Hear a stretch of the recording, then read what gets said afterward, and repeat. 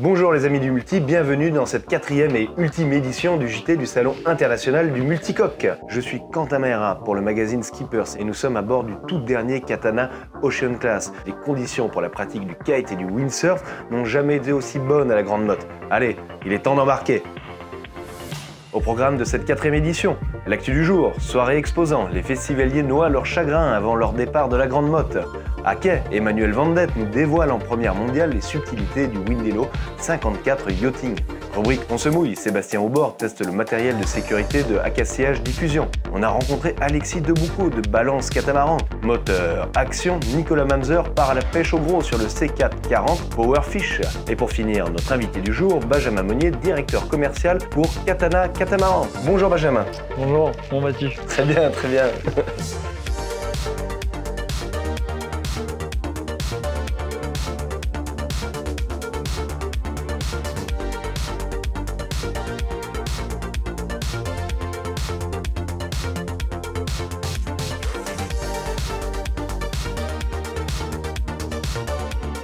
Place à l'actu du jour, enfin du soir.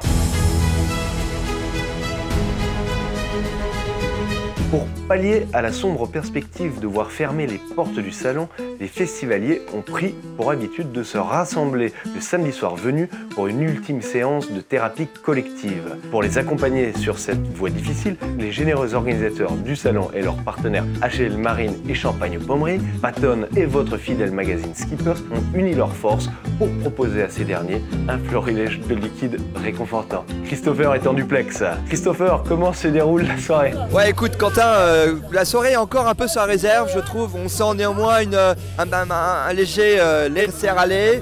Voilà, tu t'es dupliqué d'ailleurs, hein, c'est la magie du cinéma. L'ambiance n'est-elle pas trop maussade à l'approche de la fermeture du salon? Malgré la tempête, malgré le pluie, malgré tout ce que on n'aime pas parce qu'on préfère avoir du soleil, tout le monde est venu, tout le monde est fidèle au poste, tout le monde est fidèle au rendez-vous, c'est extraordinaire. Ton pourcentage de chiffre d'affaires sur le salon? Ça va être difficile à calculer pour l'instant, mais le salon est bon. 50%, ok. On traduit. Le salon montre que tout ce qu'on peut dire sur le temps du sud n'est pas vrai, parce qu'en Bretagne il faisait grand beau, alors qu'ici on a eu beaucoup de pluie, de vent, d'intempéries. Donc je vous invite tous à venir nous voir à Lorient. Bah, y a la diaspora bretonne, hein, on peut rien contre. Hein. Les trampolines vont te manquer. Franchement, demain c'est terminé. La Grande Motte 22, ouais. Très humide, très humide. Du gros bateau, Je ne sais à qui m'adresser puisque je ne connais personne. Comme vous le savez, je ne viens pas de la voile. Et je pense que l'équipe Skippers est un rendez-vous pour faire son travail d'animation et de partage de sa passion. Voilà, je vous recommande grandement la Grande Motte. Là, c'est collé. Hein. Touché, coulé. Tenez bon, Christopher, on pense à vous.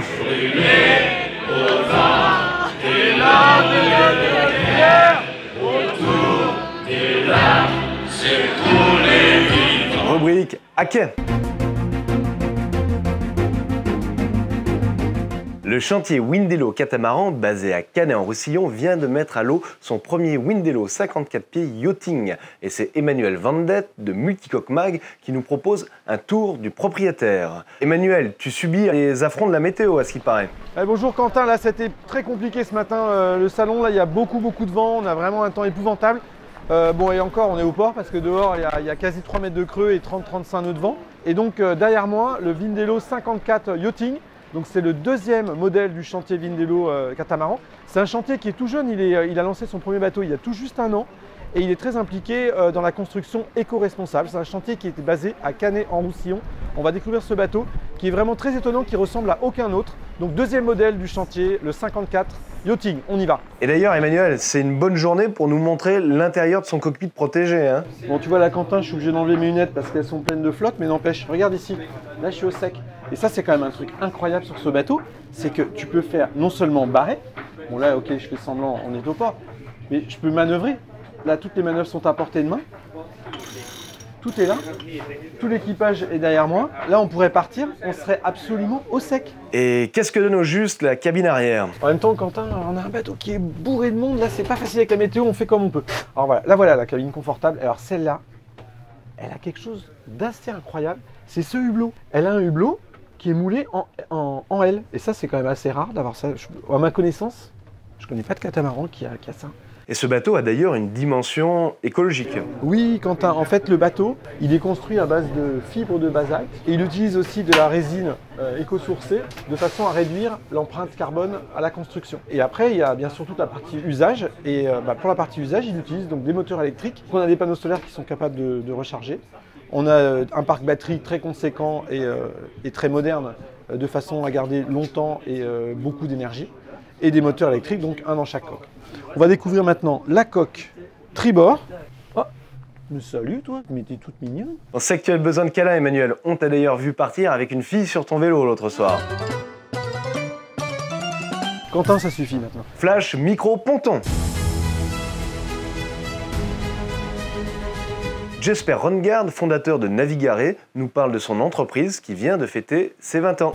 So Jesper, you founded your company in 2001, like Skippers. Can you tell us a bit more about Navigare? Today we are about 300 boats in 11 destinations around the world. Wow, and you've got a connection with Switzerland as well. Yes, we do. We have a project in the little village of Saasfee in Switzerland, where we're building 60 units. And there our owners also have a possibility to exchange their owner time. Yachting and mountains, just what the Swiss like. Rubrique, on se mouille. Aujourd'hui, dans On se mouille... Ah, attendez, on m'annonce un homme à la mer. Sébastien, tu es sur place?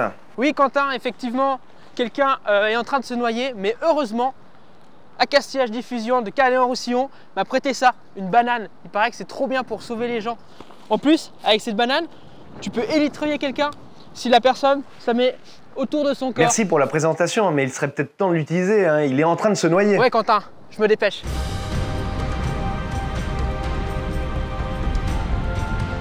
Un peu trop dangereux. Allez, on la refait. Je suis arrivé sur zone, Quentin, il est juste derrière moi dans l'eau. Je vais m'apprêter à lancer la banane et j'espère qu'il va réussir à l'attraper.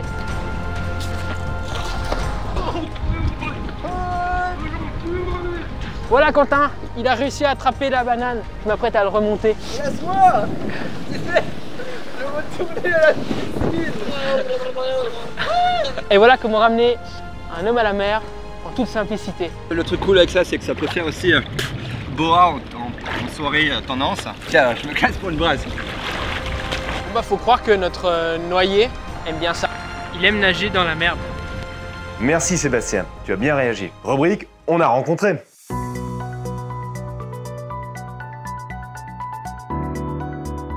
On a rencontré Alexis Deboucot, responsable Europe de Balance Catamaran. Louis vous a fait un petit crochet par l'Afrique du Sud, au pays des Bafana Bafana. Oui, alors Quentin, on est à Cape Town aujourd'hui, sous un temps magnifique, 35 nœuds de vent à peu près. On est avec Alexis à la barre d'un Balance Catamaran de 48 pieds.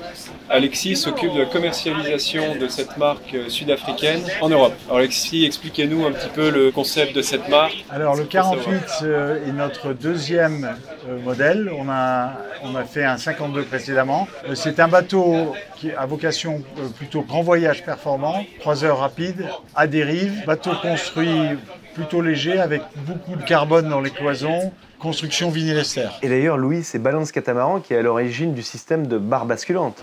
Et donc là, on a vu, il y a une particularité de ce bateau. Hop, la barre se relève. Position intermédiaire là, et une position haute. Par temps normal, toutes les manœuvres se font là-haut. Et par le temps, comme on en a actuellement à Cape Town, on barre d'ici. Tu risques pas de manquer de place, hein, c'est le format américain. Alexis insistait pour qu'on prenne notre douche ensemble. Je comprends maintenant pourquoi. La douche est immense, j'ai jamais vu ça. C'est digne d'un super yacht. Ciao les gars. Ciao. Installons-nous, mettons-nous à l'aise. J'ai une petite revanche à prendre sur Nico. Moi aussi, je vais vous faire mon show. Je vais vous montrer ma chambre. Louis, tu t'es trompé de chambre. Ah donc c'est ça ma chambre. D'accord. Le rudimentaire. Bon Quentin, quand est-ce qu'on rentre? J'en ai marre de Cape Town, il fait trop froid. Flash, micro, ponton. Si vous manquez d'inspiration, voilà à quoi pourraient peut-être vous servir vos pare-battages Fender Text. Oui, effectivement, Quentin, écoute, on est dans le stand de Thundertex et on s'était dit qu'on pouvait les utiliser comme cric. Apparemment, ça marche assez bien. J'arrive pas à bouger la voiture. Regarde, il y a quelqu'un qui s'est garé derrière moi là, avec une plaque genevoise. Et puis devant, j'ai une grosse Jeep. Je ne peux pas sortir la voiture. Donc j'ai appelé mes potes de Thundertex qui ont une technique imparable, ou faudrait-il dire imparbattable. French Tech. On a vérifié que la palette n'a pas de clous. Toujours mettre les warnings, on ne sait jamais. Hein.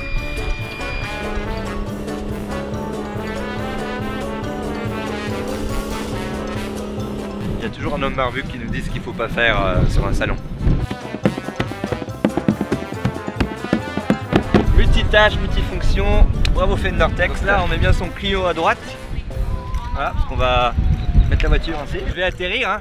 On est presque là. Donc c'est une solution urbaine, vraiment pratique. Je la recommande. Il faut que je puisse repartir à Genève là. Je suis un peu pressé les gars. Plus de 45 degrés. Et bien on a effectué un 45 degrés parfait sur pneumatique, faut-il dire.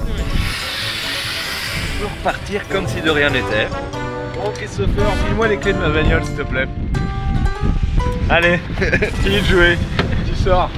Moteur, action. Nicolas Manzer part à la pêche au gros à bord du C4 40 Powerfish. Nicolas, tu es à bord? Ouais Quentin, bah effectivement là on est sur la marque italienne C4. Et donc c'était le Power 4 qui a été nominé aujourd'hui, en 2022. Donc c'est une marque italienne. Nous voilà dans le navire. Donc un cockpit assez agréable, bon, on a une hauteur de toit intéressante. Tu nous montres l'intérieur? Cabine, la qualité italienne. Hein. On est sur la version pêche du bateau.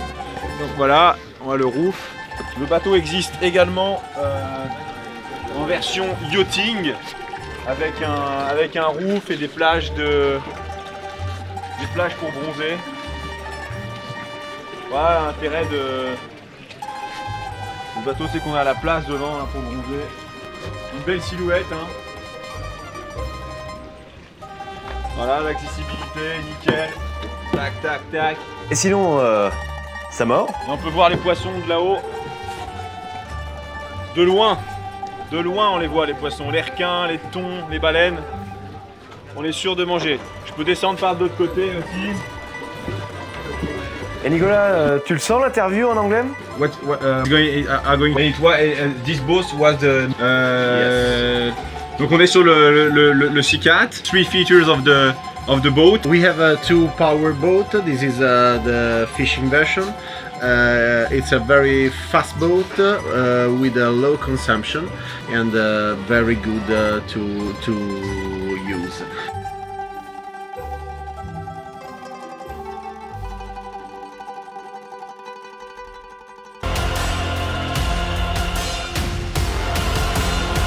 Place maintenant à l'invité du jour. Je suis en compagnie de Benjamin Monnier, directeur commercial de la marque Katana. Benjamin, nous sommes assis dans le carré de ce nouveau Katana qui pourrait être un cockpit sur un autre catamaran. Qu'est-ce qui a poussé le chantier à faire évoluer son concept de catamaran? Tout d'abord, on a une certaine notoriété sur les catamarans de performance et notamment Katana est connu pour son confort. Et l'idée de cette cellule de vie, c'est justement de pouvoir en profiter quand on navigue. Et donc, l'idée, c'était de pouvoir tout ouvrir au mouillage, mais également tout fermer, comme on a des conditions un peu comme aujourd'hui, ou en navigation lors de longs trajets. Qu'est-ce qui vous a poussé à vous lancer justement dans cette direction? Parce que, je rappelle que l'entité Katana fait partie, en tout cas, du même groupe que les catamarans Bali. Ouais. Donc sous l'égide de Katana Group. Qu'est-ce qui vous a poussé à relancer très fortement ce segment-là? Katana, c'est le fleuron de la marque et on a construit Bali avec le savoir-faire de Katana. Et aujourd'hui, on s'inspire aussi de l'expérience qu'on peut avoir avec le groupe Bali, l'entité Bali, dans l'expérience à bord. Et on l'adapte sur un Katana avec vraiment des key points qui sont la performance, le confort et la sécurité. Donc vous avez véritablement fait évoluer l'habitabilité Et qu'en est-il des performances de ce bateau sous voile? Je sais qu'il vient tout juste de toucher l'eau il y a une semaine, c'est ça? Tout à fait. Tout juste. Vous avez pu naviguer avec. Comment s'est-il comporté? On a pu faire 80 000 avec. On est très content de son comportement marin. On le sent, c'est un bateau. On a la chance d'avoir des dérives électriques et du coup de pouvoir jouer avec. Et c'est un bateau qui est très réactif. Avec un vent de 15 nœuds à 60 degrés, en fait, on est facilement entre 8 et 11 nœuds en moyenne. Donc on est très content et c'est surtout le confort en fait, du bateau et son espace de vie qu'on peut profiter même en navigation. Et ça, c'est quelque chose qu'on trouve nulle part ailleurs. Ouais, mais ça, c'est pas très commun d'ailleurs. Vous l'avez mentionné, des dérives électriques sur ce catamaran. Oui, tout à fait. Ce bateau, il a été pensé vraiment pour être manœuvré facilement à deux. Et donc ça inclut un poste déjà de commande qui est très compact et qui est central.